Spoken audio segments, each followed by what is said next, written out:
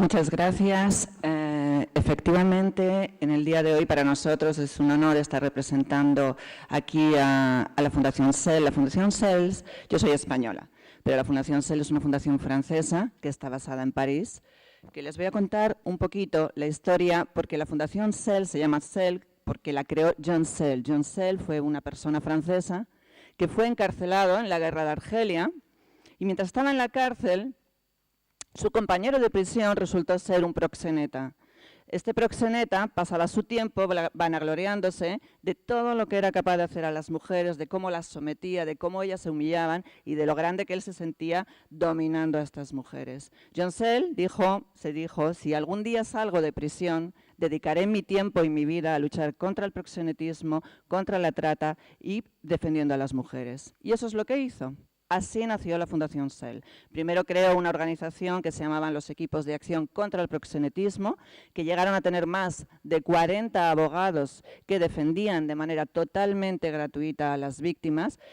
Esta asociación también se podía constituir en parte civil en los procesos contra los tratantes y más tarde, al final de su vida, decidió legar todos sus bienes para la creación de la Fundación SEL. La Fundación SEL nació en el 93 y fue reconocida de utilidad pública en el 94. La Fundación SEL trabaja en muchísimos ámbitos, sobre todo en el tema de la investigación, de la documentación y del análisis tanto de los textos jurídicos como de otra índole en materia de trata y de prostitución.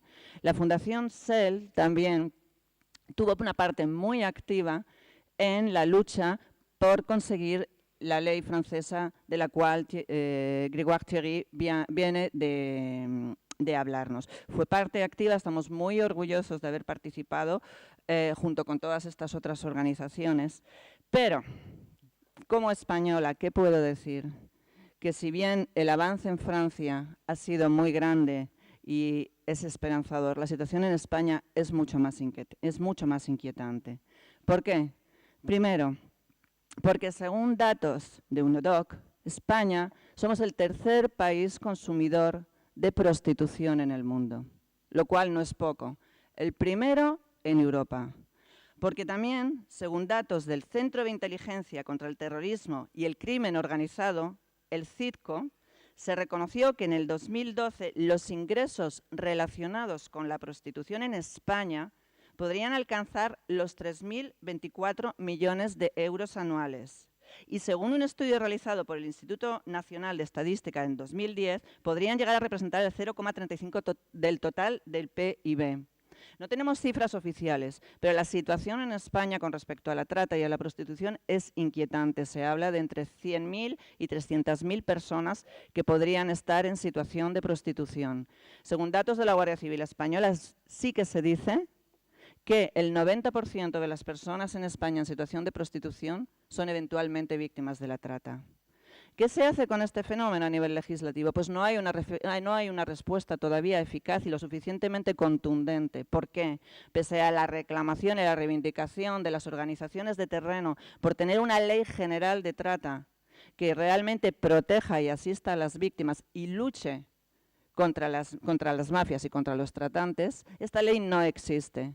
Hasta ahora, lo que se han hecho son pequeños parches legislativos y para encontrar la protección de las víctimas tenemos que referirnos a diferentes leyes, tanto al Código Penal como a la Ley de Extranjería, que es donde se empezó a regular los derechos de las víctimas. Ahora veremos que esto también es un problema. Y finalizando por el Protocolo Marco de Protección a las Víctimas de Trata. ¿Por qué digo que fue un problema lo de la Ley de Extranjería? Porque se identificó las víctimas de trata con mujeres extranjeras en situación de trata. ¿Qué pasaba con todas las mujeres que no eran extranjeras? Esta laguna legal, este tremendo problema, bueno, fue solucionado por el Protocolo Marco de Protección a las Víctimas de Trata, que extendió los derechos reconocidos a las víctimas, también a las víctimas nacionales y a las víctimas de la Unión Europea. Pero ¿qué es lo que pasa? Lo que pasa es que en España, para ser reconocida como víctima de trata y tener derecho a la protección que ella te otorga, tienes que haber probado que colaboras con la justicia o que tienes intención de colaborar o incluso que tienes intención de testificar. como decía antes Gregoire, esto es un gran inconveniente. Todos sabemos de las grandes dificultades que sufren las víctimas, no solamente para declarar, sino incluso para reconocerse a ellas mismas como víctimas. Muchas de estas víctimas pueden quedarse fuera del sistema de protección debido a esto. También muchas otras víctimas quedan fuera porque en España, como no contamos con una oficina de atención y derivación que sirva de referencia para las víctimas y que realice un seguimiento de las mismas. ¿Esto qué es lo que significa? Que muchas víctimas pueden quedarse fuera al no existir este sistema de protección y de seguimiento de las mismas.